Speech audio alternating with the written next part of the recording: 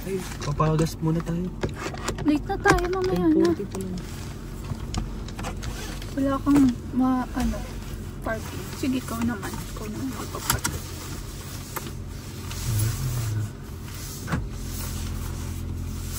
Ay! Ingay!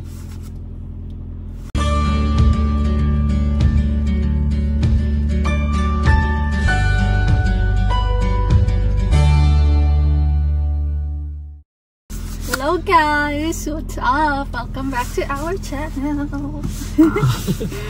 Sobrang ginaw na ngayon guys. Super comfy ako.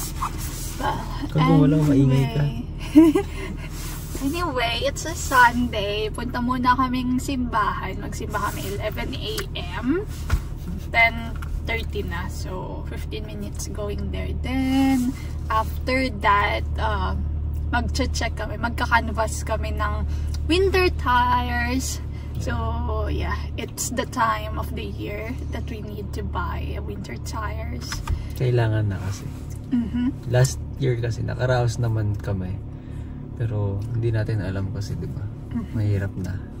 Buti nang gumastos ngayon kaysa gumastos para sa kasi ganun hospital. din eh. Eventually, bibili rin naman kami ng gulong. So, yeah. Tingin-tingin tayo mamaya after mass. Sama namin kayo.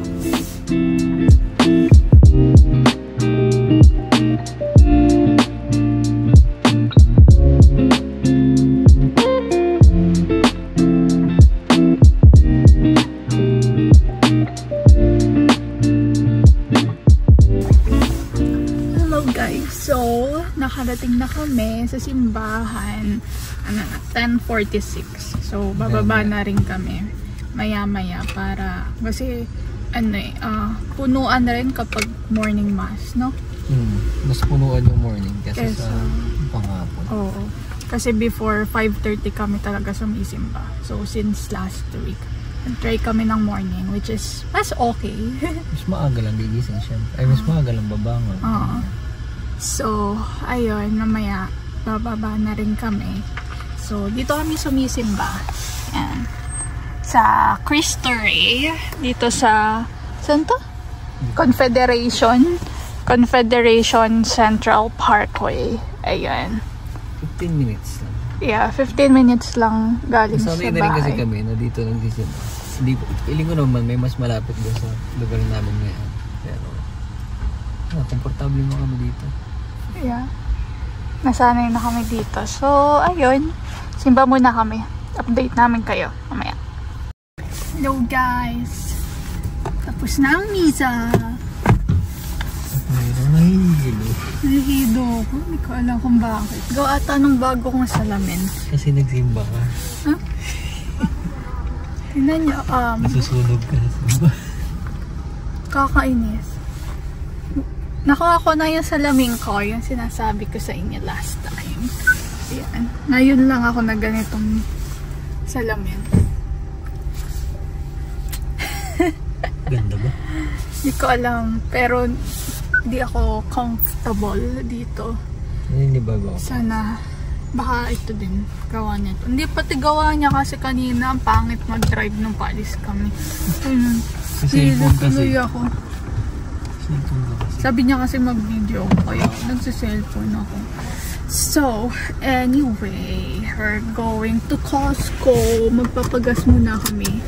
Tapos, yun na, titingin kami ng gulong. So, yeah, let's see. Aalis muna siya sa parking. Hindi ko alam kung makakaalis siya. Kasi, madaming nag-aalisan din. Okay. So, ayun, hindi pa kami nakaalis yung ayan, madaming tao, madaming sumisimba. So, ang hirap din kapag paalis na. Kasi punuan. So, ngayong weekend, wala kaming gala. Parang first time after 1 month. Basta first time simula ng mag-fall.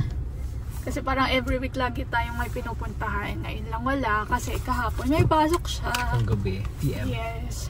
So, ngayon lang siya off.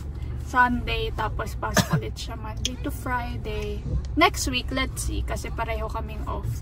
So, let's see kung may pupuntahan tayo. Basta kung maganda pa ang weather, pwede naman tayong gumala somewhere. Basta wag tatama din yung driver natin. Wala na si ano na ito, lisensya. Ayaw nang gamitin. Hindi kasi ikaw naman lagi ang gumagamit ng sakit. Kaya ikaw na din yung on-drive, diba? Mapagbigay naman ako. So, ayun. Ano ba yun? Yun nga, sabi ko sa inyo, na bago na yung glasses ko. So, covered din siya ng pangalan ng insurance. Kapag may full-time work kayo, I think lahat naman ng work may coverage na gano'n, basta full-time kayo. Hindi lang full coverage minsan. Yes. Katulad nung sa kanya, pati sa akin ng nakaraan. Percentage lang yung coverage. Depende rin kung anong insurance. Kasi yung kanya before, natatandaan ko talaga, mas malaki yung coverage ng insurance niya kaysa dun sa binayaran niya. Ito kasing sa akin, mas malaki yung nailabas ko kaysa dun sa coverage. So, ayun. Pero good thing na rin na magkaroon ng ganun. Kahit pa paano, diba? Parang, though binabayaran mo pa rin naman siya, kasi kakaltasin pa rin sa sahod mo, pero still, it's your benefit as a full-time worker. You know what I'm saying? Ayun. So, punta kami ng Costco. Papagas din pala kami. Then, sana mahanap kami ng mura-mura na winter tires. Hindi pa naman kami bibili. Magka-canvas pa lang kami. Ay, sabi nga pala nung ka-work ko, parang, yun nga daw sa insurance, parang mayroong iba na may nagbibigay ng 10% off sa winter tires. Hindi ko sure kung ano insurance yun. Hindi ko naintindihan gaano. Pero, yeah, let's see. Yes. Kasi kakaltasan din naman sa akin kahit may 10% off, mabayaran ko din. So, let's see.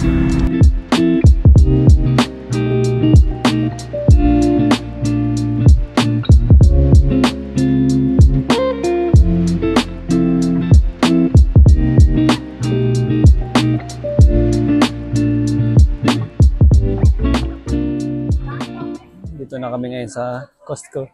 It's another zombie apocalypse. Another day with sa zombies. Costco. I love zombies. Banggaan na naman. Sa love. Nakikipag-iwas na naman sa mga cart. Para may bump car dito. Dito na sila. Traffic.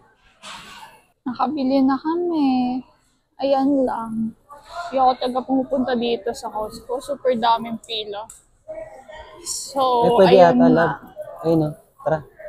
Titingin kami ng gulong. Ayan. Asa Hindi namin sure kung pwede bang pumasok. Ayun, kakain daw muna kami. Hindi na kami tumingin sa Costco kasi tagal yung pila. Yes. Tapos parang okay din naman online. Sobrang tagal nung pila. Tapos, mahaba kasi. Tawid lang kami. Tawid lang siya. So, anyway, mahaba ang pila. Tapos inuuna nga yung may mga appointment. Wala naman kami appointment. Wala kami appointment. So, and gutom na rin kami. So, napag-desisyon na namin umalis muna at gawin na lang online. Tapos mamaya siguro Canadian Tire naman. Yes. Doon kami titingin kasi para mas maganda tumingin doon. Kasi ewan ko dito sa Costco, dito sa Heartland talaga, sobrang daming tao. Sobrang gulo. Sobrang gulo palagi, no? Parang, sila, all over the place, ganon. Parang alam magkakaubusan ng stock. Yes, so. Ito kami sa Panda Express muna. Express. Dito pala. Oh, bigat. Kabila, kabila.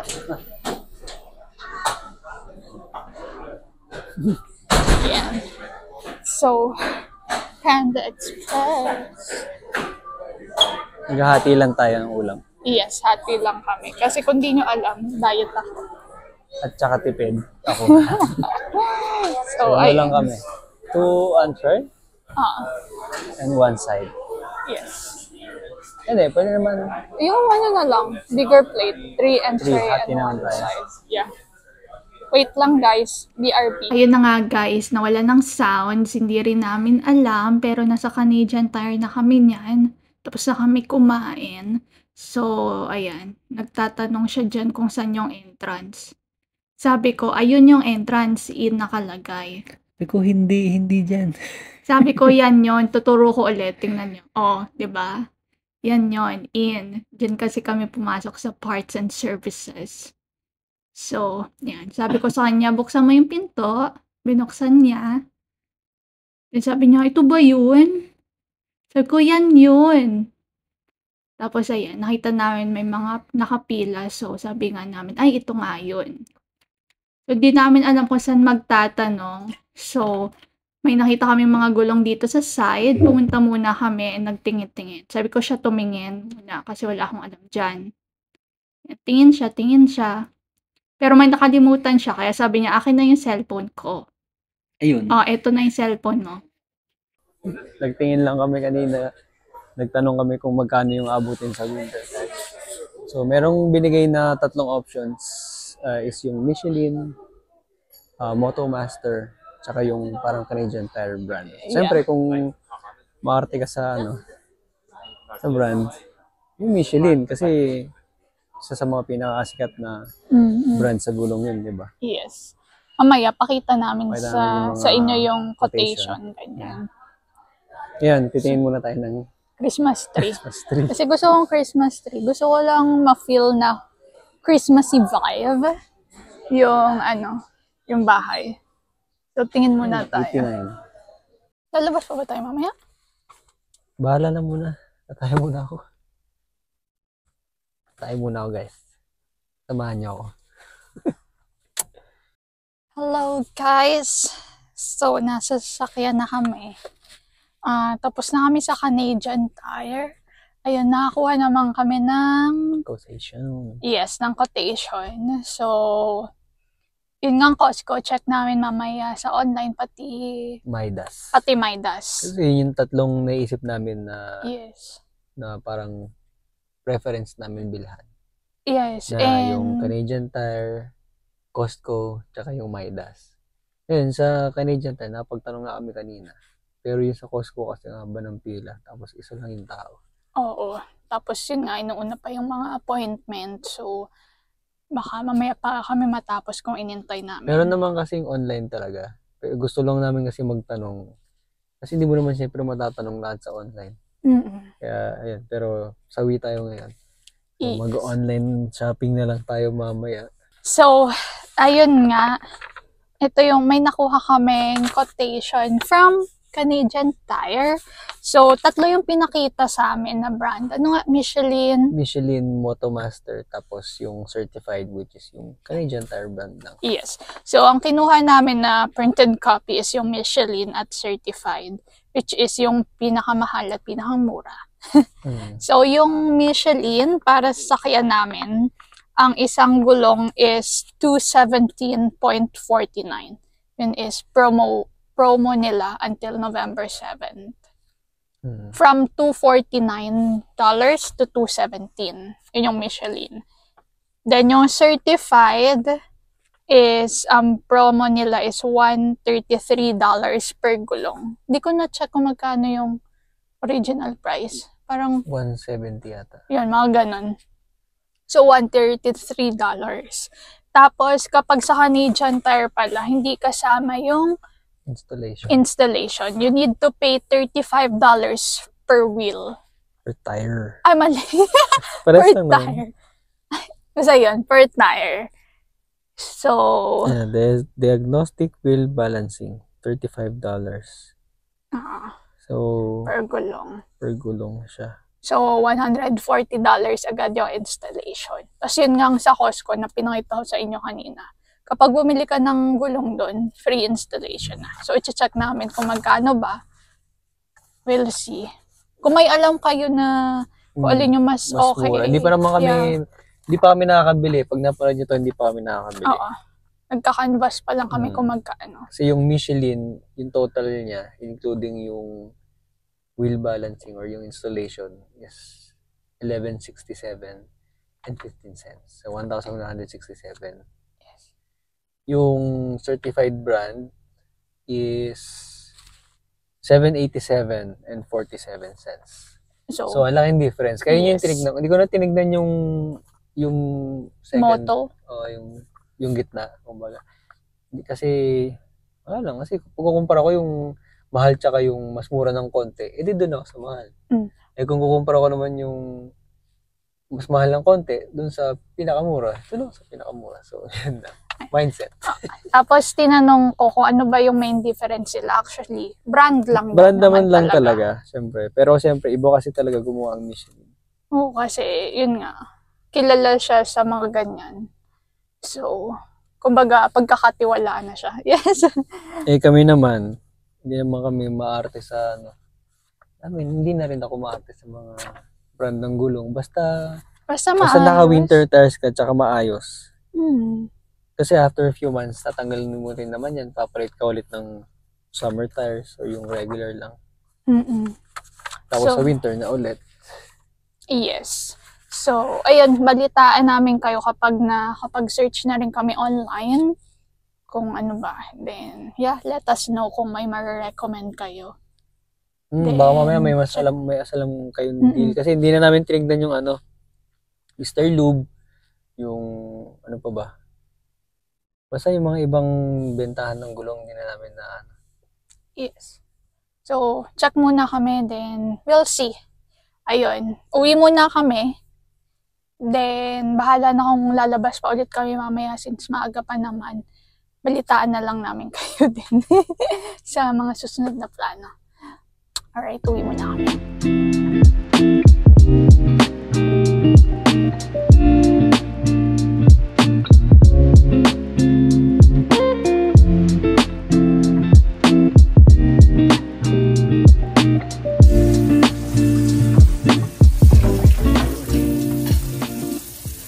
Nakauwi na kami, guys. Hindi na kami lumabas kasi tinamad na. Yes. Malamig na rin kasi yung panahon.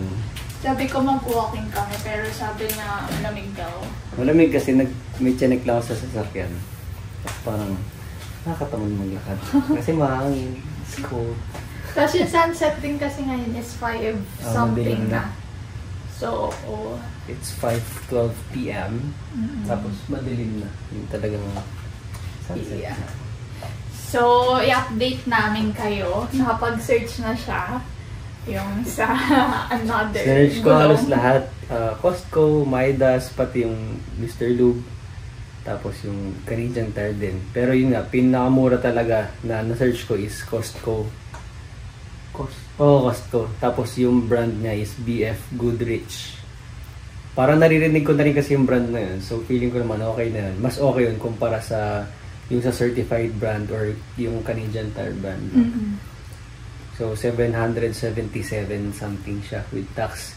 Tapos free installation pa. So yung maganda doon. Yun yung kasi papa-install ka another 140, 150. 35 per tire. Malaking difference din yan. Tapos sa Midas, madaming additional fees. Parang lahat installation, pati yung wheel balancing, lahat parang may additional. Hindi naman kami maarte nga sa ngayon. Kasi first winter tire namin, ayaw namin yung sobrang mahal agad. And bihira naman kami mag-highway.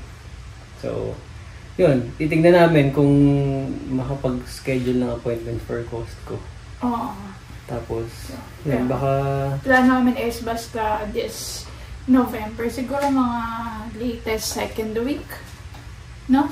Second week or third week. Yun yung try natin next week or depende next talaga. Week or next week. Mga ganun. Basta before mag-end yung November, yun yung target namin na mapalitan na yung gulong. Kasi yung winter tires, hindi naman siya pang snow lang.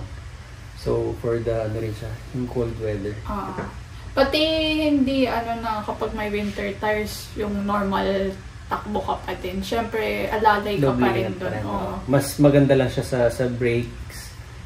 O lalo kapag malamig na, tapos madulas yung kalsada. So, doble ingat na rin para at least, hindi na kami masyadong problema. Anong niluluto mo? Di, wala na kasi kaming kahit na anong... wala na talaga kaming ulam. Yung mga ulam na lang sa ref is yung mga typical Filipino breakfast. Mga tosino na lang, ganyan. Wag na natin napakita kasi wala. Ayun. So, yan na lang nag-last namin na beef. Ayan lang. Magigisa ka lang? Oo. Ko lang. Minarinate ko lang siya. Tapos mamaya lutuin ko lang. Parang stir fries, something ko kung anong meron tayo. Kung anong meron, yun lang muna. Kasi hindi pa kami nakakapag-grocery din. Baka this week kami mag-grocery na. Mga next week na lang. Feeling ko naman abot yung mga prito-prito natin. Puro puro breakfast food kami for the whole week. Kasi yun na lang natin Ito guys, yung laman ng rep namin. Wala na fridge. Nagpi-flicker siya. Hindi ko lang bakit. Dahil sa ilaw siguro. Ayan, tingnan nyo, wala nang laman. Kaya kung, wow, may mga gusto mag-donate dyan, tumatanggap naman kami. Ito lang yung address. Joke lang. Meron naman kami tinapay. May binili namin sa Costco. Yung croissant. Kasi saging na hindi pa hinog. Di ba? Pantawid gutom. May mga pantawid gutom. So, ayun guys, yun lang naman yung lakad namin for today. Nag-try lang kami magtingin ng winter tires. Yes. Hindi pa namin talaga balak bumili. Para at least lang may idea kami na kung magkano. Actually, nag-search na ako dati. Pero baka kasi nagbago yung price or merong deals na available. So, chinek ulit namin. So, ngayon nga, Costco nga yung pinaka-target namin ngayon. Pero kung may suggestions kayo, mag-comment lang kayo para at least ma-check namin baka mamaya mas mura doon or baka mas sulit yung deal. Di ba? Kasi first winter tire namin to. Yes. Nairaos namin yung last year. Kasi malapit lang naman yung trabaho. Tapos, malapit lang, yun lang. Kaya parang hindi na siya gano'ng kailangan. And February namin nakuha yung sasakyan. That time, March, halos wala naman ng snow noon. So, hindi na rin talaga kinailangan. So, ngayon, kami mga kailangan. So, let us know kung may mga may mga suggestions. Yan, sana nag-enjoy kayo sa panonood, guys. Yes, don't forget to comment, like, and subscribe to our channel. Thank you guys for watching. Until next time. Bye-bye.